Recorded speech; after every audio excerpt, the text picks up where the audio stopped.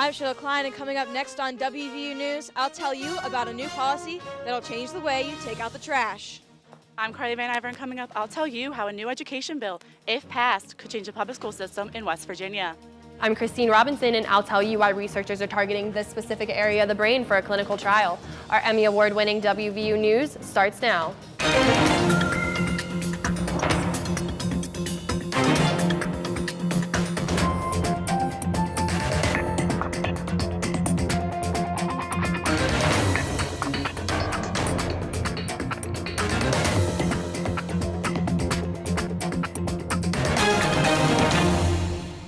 A congressman's words about the LGBTQ community send shockwaves through West Virginia and the nation. I'm Christine Robinson. And I'm Claudia Sessa. Could a cure for Alzheimer's be on the horizon? We'll have that story.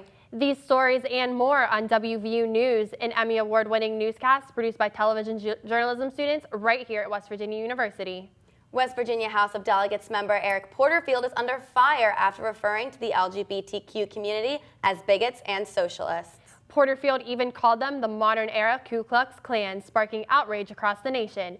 John Lowe has the story. For WVU journalism student Darren Hartwell, recent events have hit close to home. As a Mercer County native, he has seen the delegate who represents him, Eric Porterfield, say derogatory things about the gay community. This has really upset Darren, who is an openly gay man. I don't think that that's appropriate in any way, shape, or form. You can't accuse a bunch of gay people being the same as a group that lynched and killed African Americans. It's just not the same, in my opinion. After using a homophobic slur in a committee meeting on February 6th, Porterfield doubled down on his opinions of the LGBTQ community, comparing it to the Ku Klux Klan. He further explained his comments in an interview with WVVA TV on February 11th. They're the most evil-spreading and hate-filled group in this country. They're the closest thing to political terrorism in America. No question about it. The story is not only touching a nerve locally and statewide, but is beginning to receive national attention on Huffington Post, CNN, and NBC News, whose headline reads, GOP lawmaker under fire after calling LGBTQ group modern-day KKK. Controversy surrounding Porterfield has distracted from the issue at hand at City Council in Morgantown, which is the threat of removing an anti-discrimination ordinance passed in 2017, which allows people of different sexual orientation equal opportunity for housing and employment. You should not be able to be denied housing based on your sexual orientation. I will stand by that till the day I die. Darren is not alone in his thoughts. Approximately 3% of West Virginia's population is part of the LGBTQ community, and officials voted down this amendment before it reached the House floor, keeping Morgantown's ordinance safe. John Lowe, WVU News, Morgantown. Army veteran Tina Russell recently announced that she would run against Porterfield in the 2020 election. More controversy in the state legislature, a proposed education bill is receiving harsh criticism from parents and teachers alike. Brooke Hawthorne joins us now in the studio from Social Square. Brooke? Thanks, Claudia. Hashtag SB451 has been a trending tweet on Twitter. Thousands of teachers went on strike in protest of the education reform bill. In less than 24 hours after the strike began, the House killed SB451. Carly Van Ivern explains why teachers and parents oppose this bill. Senate Bill 451 is sparking debate across the Mountain State. Hundreds of teachers, administrators, and parents from both sides have been voicing their thoughts on the bill, which includes laws on charter schools, education savings accounts, and other education issues. And some parents don't agree with the proposed changes. I think they need to listen to our teachers. They're in here every day with our kids. They know what we need and what we don't need, and no one wants to listen to them. And I find that really sad. Morgantown High School art teacher Sam Brunette has been teaching for 25 years. He says this bill will hurt the public schools. All a charter school does is drain monies away from those existing schools. It just doesn't make sense in the current financial crisis that West Virginia is in right now to take the money away from those existing schools. Why not invest in those existing schools rather than drain that money away from them? The charter school program is one of the biggest concerns West Virginians have with Senate Bill 451. This bill would make West Virginia one of the last of the 50 states to introduce charter schools, But some people believe this is just what we need in order for our state's education system to move forward. I believe that the children should have the ability to go to schools that enhance their capabilities, and if we need charter schools to do that, then they should introduce them. Teachers across the state have voted to strike if the Senate's version of the bill is passed. Carly Van Iver, WVU News, Morgantown. The controversial education bill is postponed indefinitely by a motion in the House of Delegates. You can follow the progress of Senate Bill 451 online at the address on the bottom of your screen. Thanks, Brooke. 230 tons of recyclables were collected in just the last year in Monongalia County. With more people being conscious about their impact on the environment, recycling in Monongalia County is more successful than ever before. Shayla Klein joins us from Studio B to tell us more in her segment, Storytelling with Data. Shayla? The trouble comes when people don't know what they can't recycle, and when things like styrofoam, paper towels, and food get thrown in with the other recyclables, it's called contaminated recyclables, and that simply means that those items will end up in a landfill instead of actually getting recycled. Leaders of the Monongalia County program are looking for ways to be sure that what they collect will actually get recycled. Monongalia County's recycling efforts started just 4 years ago when County Commission President Tom Bloom talked to his family about issues in the community. We got to stop all the stuff that we're throwing in the trash, and we need to make better decisions, and that's what I'm hoping that we're trying to train the people in Monongalia County. The recycling program has grown by 84 tons since it started, but a lot has changed since Bloom co-founded the program. China passed a strict policy called National Sword last year that places a ban on contaminated recycling streams. In order to make sure Monongalia County's recyclables are free of contamination, they decided to change their policy. Starting February 16th, Monongalia County will no longer be accepting plastic bags or soiled pizza boxes. And they ask when you bring in cardboard boxes that you break them down at the seams. The plastic bags is going to be the big change right now for the people, and we can't put it in because then it's not pristine. One of the concerns when changing the policy is that it would discourage people from recycling if it becomes too difficult. But with an average of over 500 cars pulling up to this recycling event every week, many are willing to do whatever it takes to minimize their carbon footprint. I know there's a huge trash heap in the Pacific Ocean that they're trying to deal with now, and we've been doing this for years, building up trash and not recycling, so I want to do at least our part to take some of that trash out of the system and be able to reuse it.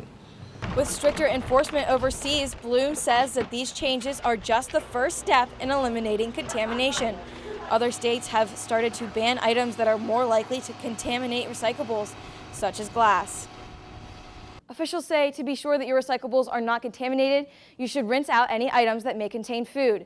Anyone who is interested in recycling should go to Walmart on Grafton Road every Saturday from 7 to 11 a.m. Volunteers will help you take your trash out of your car and into the dumpster. Now back to you at the Waterfront Studio. Thanks for that report, Shayla. Almost 6 million people are robbed of their memory because of Alzheimer's disease. I spoke to a Preston County man whose wife suffered from the disease. He's excited because of a recent breakthrough that offers hope for patients. For almost 10 years, Barry Weber watched his wife Patty's health slowly decline and eventually made the decision to look for a nursing home. I finally found one, and that was the toughest decision I ever made in my life. Because we were a team for 54 years. By 2025, nearly 44,000 West Virginians are projected to have Alzheimer's disease. With that amount, we'd be able to fill the seats here at the WVU Coliseum nearly 3 times over. And although there is currently no cure or way to stop the disease from progressing, researchers in the Mountain State may be on the right track. But the WVU Rockefeller Neuroscience Institute is hoping to change those numbers. They began a clinical trial to reverse or slow the progression of Alzheimer's disease. Radiologist and member of the clinical trial team, Dr. Jeffrey Carpenter, says researchers are now focusing on a different part of the brain. It's the first time that anyone has targeted the hippocampus in the human. And the hippocampus is responsible for storing long-term memories. And this is how the clinical trial works. Alzheimer patients in the early stage of the disease lie flat in this MRI machine. They wear a special helmet filled with probes that send highly focused energy to specific parts of the brain. It's at this point where researchers hope to clear the blocked up brain connectivity. It uses a lot of technology that's really never in humans been brought together in this area of the brain, so it's amazingly exciting for the engineers and the geeks and those kind of folks out there, and really for patients, if we can really make a difference. And although it's too late for Barry's wife Patty, who passed away in September of 2016, Barry is thankful that a cure may be on the horizon. This is a process, and it's totally outside the box, which I think will have high hopes for those patients down the road. Currently, there are 2 Alzheimer patients involved in this clinical trial. And researchers of the clinical trial hope to successfully get the brain to function normally again for Alzheimer patients. WVU President Gordon Gee has so many bow ties, there's now an exhibit for them. That story straight ahead. I'm Claudia Sessa, and coming up next on WVU News, I'll tell you about how the Star City EMS is being revitalized thanks to the Monongalia County Commission. We conquer mountains, but that's not why they call us mountaineers. It's because we don't let anything stand in our way. We build what's never been built, seek cures for the incurable, and go first into undiscovered frontiers. We are mountaineers, and impossible is just another mountain to climb.